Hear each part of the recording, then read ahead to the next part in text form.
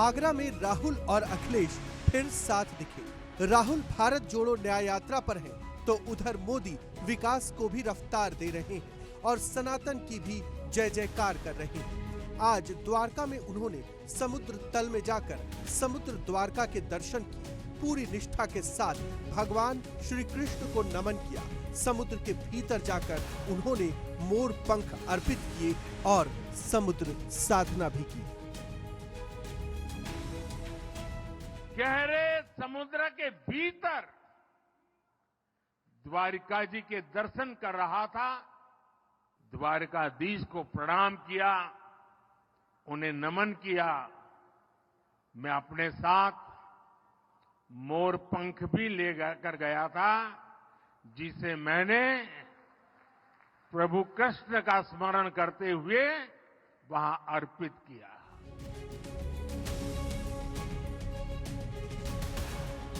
मोदी ने सनातन सिद्धि से लेकर कार्य सिद्धि तक हर मोर्चे पर विपक्ष को बड़ी चुनौती दी। गुजरात को सौगात दी और कहा कि विकास और विरासत दोनों उनकी प्राथमिकताएं हैं। हमने देश को दुनिया की 5वें नंबर की आर्थिक ताकत बना दिया और इसका परिणाम आप पूरे देश में ऐसे नव्य, भव्य और दिव्य निर्माण कार्य देख रहे हैं।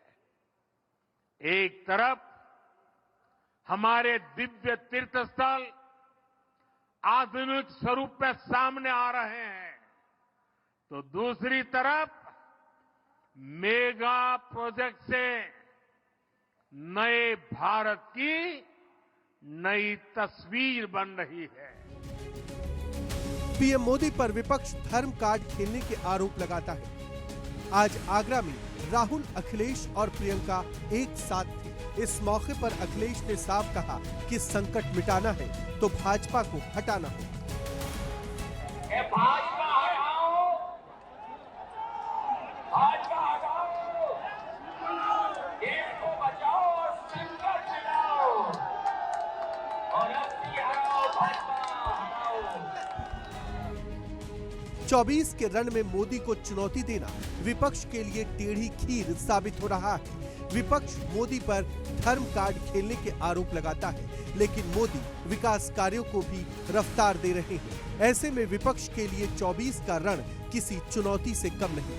क्या धर्म और कर्म के दम पर मोदी हैट्रिक शॉट लगा पाएंगे? Bureau report, India daily live.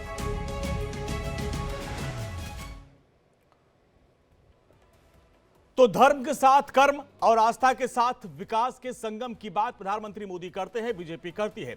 लेकिन अभी आपने देखा कि आगरा में राहुल गांधी की भारत जोड़ो न्याय यात्रा पहुंची और वहां पर अखिलेश यादव पहुंचे। राहुल गांधी ने कहा कि बीजेपी भाई को भाई से लड़वाती है। अखिलेश यादव ने कहा कि लोकतंत्र को बचाना है और ऐसे में बीजेपी को हराना है। अब सवाल यह उठ रहा है कि क्या वाकई लोकतंत्र खतरे में है? क्या वाकई भाई को भाई से लड़ाया जा रहा है? क्योंकि यहां बीजेपी ये कह रही है कि भाई हम धर्म के साथ साथ विकास के बयार भी बहा रहे हैं। एक तरफ हम मंदिर बना रहे हैं तो दूसरी तरफ हम एम्स भी बनवा रहे हैं। इसी मसले पर आज हम चर्चा करेंगे। कई खास मेहमान हमारे साथ जुड़ रहे हैं, उनका परिचय आपसे करवा दें। हमारे साथ जुड़ रहे हैं शुभेंदु शेखर अवस्थी जी, प्रवक्ता बीजेपी के। सर, आपका बहुत बहुत स्वागत है। हमारे साथ जुड़ रहे दानिश कुरैशी जी, नेता एआईएमएम के। प्रोफेसर भुवन जोशी जी, समाजवादी पार्टी के प्रवक्ता, आपका भी बहुत बहुत स्वागत है। डॉक्टर अजय कुमार पांडे जी हमारे साथ जुड़ रहे हैं, प्रवक्ता हैं एलजेपीआर के। और राहुल लाल, राजनीतिक विश्लेषक, जुड़ रहे हैं। राहुल भाई, आपका भी बहुत बहुत स्वागत है। और सबसे पहले आते हैं शुभेंदु शेखर जी। देखिए, अभी थोड़ी देर पहले आगरा में राहुल और अखिलेश यादव एक साथ एक मंच पे आए और दोनों ने कहा, राहुल गांधी ने कहा भाई बीजेपी भाई को भाई से लड़वाती है, और अखिलेश यादव ने कहा कि लोकतंत्र को बचाना है तो बीजेपी को हराना है। आप सिर्फ बांटने की राजनीति करते हैं। देखिए, जैसा अखिलेश जी ने कहा कि भाई को भाई से अलग करता है, हमने तो अभी दोनों मौसेरे भाइयों को जोड़ दिया। अखिलेश जी, राहुल गांधी जी और इधर केजरीवाल जी, ये जितने मौसेरे भाई हैं सब लोग एक साथ हो गए। तो तो भाई को भाई से कैसे अलग कर रहे हैं? हम्म। मेरा मानना है कि भारतीय जनता पार्टी और उसका जो सरकार है वो इस चीज पे काम करता है, सबका साथ, सबका विकास और सबका प्रयास। परंतु हम देखते हैं कि जो लोग लगातार पीछे सनातन धर्म को नष्ट करना चाहते थे, इंडी गठबंधन वाले लोग, जिनका उद्देश्य, हिडन उद्देश्य ही यही था कि सनातन धर्म को खत्म करो। कांग्रेस ने अपने समय पे कहा भगवा आतंकवाद, पहली बार शब्द सुना होगा आपने। ममता जी का वेस्ट बंगाल कैसा काम कर रहा है हिंदुओं के साथ, ये आपको समझ में आता होगा। और उसके बाद उदयनिधि स्टालिन क्या कहते हैं कि ये हिंदू डेंगू और मलेरिया के तरह के लोग हैं। तो ये सोच है उनकी। और कोई कह रहा था कि गौ प्रदेश है, यहाँ के लोग हमारे यहाँ टॉयलेट में काम करते हैं। तो ऐसी सोच वाले लोग जिन्होंने लगातार सनातन धर्म को खत्म करने का उद्देश्य रखा, हिडन उद्देश्य रखा, और उसके बाद दूसरा काम, पहला काम तो ये कि इसको खत्म करो, दूसरा काम उन्होंने और किया कि तुष्टीकरण करी। जैसे राम मंदिर नहीं बनने दिया इतने समय तक, कहीं किसी अखिलेश यादव जी के पिताजी ने गोली चलवा दी राम भक्तों पर, और उसके बाद कई राज्यों में जहां भाजपा की सरकार थी वहां पर राष्ट्रपति शासन भी लगवाया। और देखो धारा 370 जब हटाने की बात होती थी तो यही इंडी गठबंधन के लोग कहते थे कि भैया धारा 370 को छुओगे तो पूरे देश में खून बह जाएगा, नदियां बह जाएंगी खून की। तो धारा 370 को भी घोषित करके रखा यही इंडी गठबंधन के लोगों ने।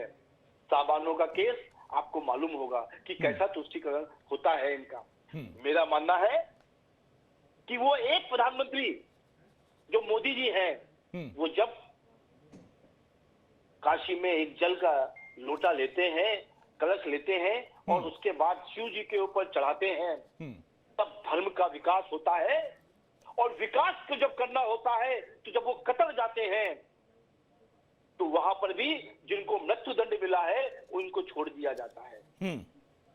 पूरे देश में जहां एक एक, दो दो, तीन तीन, चार चार, पांच पांच गिनती के IIT IIM हुआ करते थे, वहां पूरे देश में भरमार मच गई है, IITs की भी और IIMs की भी। ठीक है। पूरे भारत में यानी आप ये कह रहे हैं कि आप आस्था के साथ साथ विकास की भी बयार बहा रहे हैं, लेकिन कोई देश जी का निर्माण, भुवन जोशी जी ये कह रहे हैं भाई हम आस्था के साथ साथ विकास की बयार बहा रहे हैं और दुनिया में नाम रोशन हो रहा है। जिन पे मौत की सजा थी उनको भी छुड़वा के लाए कतर से, ये बीजेपी का कहना है। लेकिन आपके नेता कह रहे हैं कि भाई लोकतंत्र खतरे में है, लोकतंत्र को बचाने के निकल पड़े हैं और मोहब्बत के शहर में मोहब्बत की दुकान लगाए पड़े हैं राहुल गांधी। तो जब वो कह रहे हैं भाई कहीं नफरत है नहीं तो आप लोग मोहब्बत की दुकान कहां सजा रहे हैं?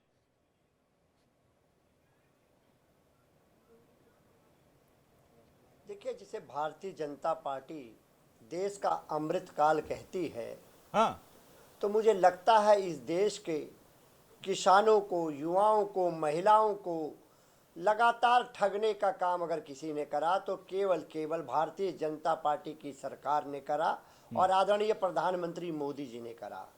मैं आपको वादे याद दिलाता हूं इनका। इन्होंने कहा था कि किसानों की आय दुगनी होगी। आज किसान और जवान आमने सामने हैं। आंदोलन में 750 किसान मारे जाते हैं।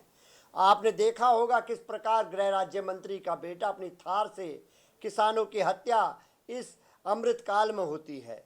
आपने देखा होगा युवाओं को रोजगार की बात 2-2 करोड़ की बात हुई थी। 20 करोड़ नौकरी के नाम से लगातार परीक्षा लीक का उत्तर प्रदेश वर्ल्ड रिकॉर्ड बनाने जा रहा है। और आप देख रहे हैं आज युवाओं की कन्नौज में आपने देखा होगा डिग्री को जलाकर एक युवक ने आत्महत्या कर ली। वो कह रहा है ऐसी सरकार कैसी किस काम की जो नौकरी नहीं देती, डिग्री का क्या करना है। ये योगी जी के लिए और प्रधानमंत्री मोदी जी के लिए बहुत बड़ा प्रश्न चिन्ह है।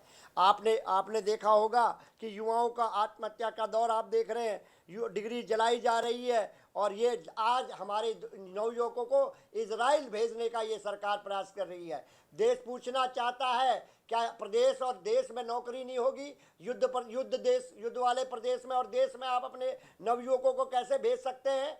आज यक्ष प्रश्न खड़ा है। और इन्होंने वादा करा था बहुत हुई महंगाई की मार, आज देखिए महंगाई की स्थिति क्या हुई है। काले धन की बात हुई थी, काला धन आएगा, सफेद धन लेकर भारतीय जनता पार्टी के औद्योगिक मित्र भागने का काम करते हैं, ये देश देख पाता है। इस प्रकार आपने देखने का काम करा, बेटी बचाओ बेटी पढ़ाओ, और आज देखिए ये नारा क्या बन गया है, बेटी बचाओ बेटी पढ़ाओ और भारतीय जनता पार्टी के नेताओं से बचाओ। मोदी जी की कॉन्स्टिट्यूंसी बनारस में रेप करने वाले बीएचयू के तीनों कार्यकर्ता भारतीय जनता पार्टी के निकलते हैं। मैं इनके जो सांसद हैं बृजभूषण सिंह जी, उन पर पहलवान बेटियों को घसीटा जाता है। ये देश का नया अमृतकाल नहीं है तो क्या हुआ? मणिपुर में बेटियों को नग्न घुमाया जाता है। लेकिन अब जवाब लीजिए इसके बाद, आप जवाब लीजिए इसके बाद हम दानिश भाई के पास चलेंगे।